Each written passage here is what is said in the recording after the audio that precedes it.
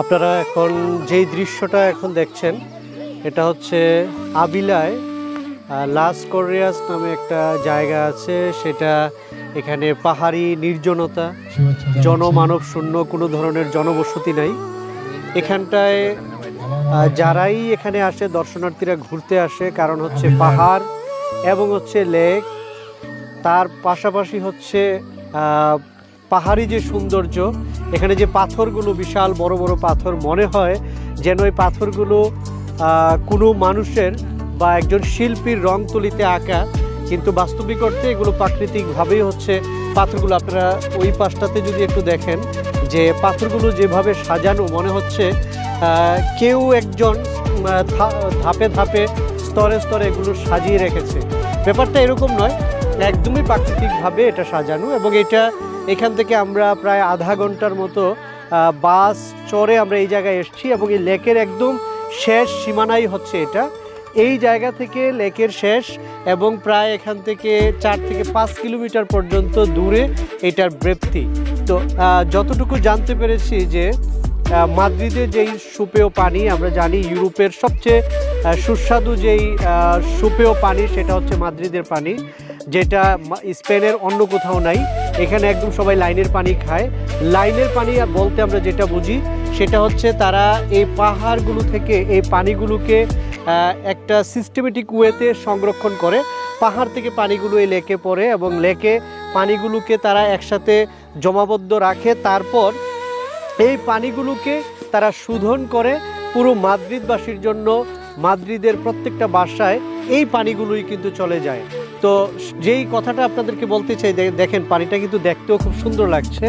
তো যদি মাদ্রিদের কাছাকাছি 1.5 থেকে 2 ঘন্টার দূরত্বে কেউ একদম প্রাকৃতিক সৌন্দর্য, লেক এবং হচ্ছে পাহাড়, এই বিষয়গুলোকে যদি উপলব্ধি করতে চান, আপনার গন্তব্য হতে পারে এই জায়গাটা।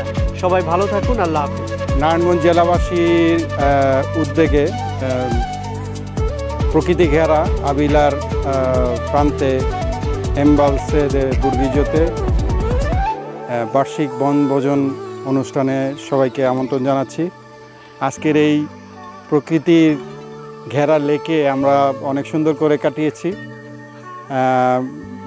পরিবার নিয়ে বাচ্চারা সবাই সুন্দর করে আমরা উদযাপন করলাম।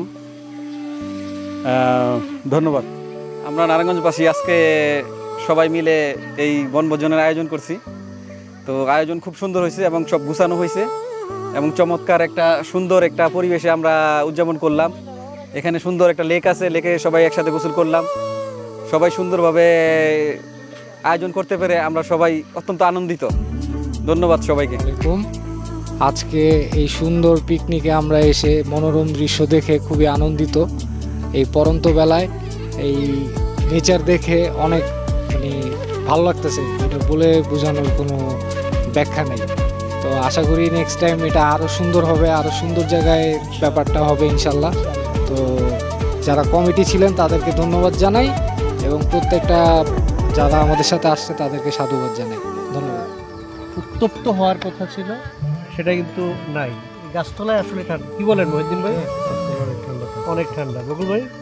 অবশ্যই গাছের কারণে, পাহাড়ের কারণে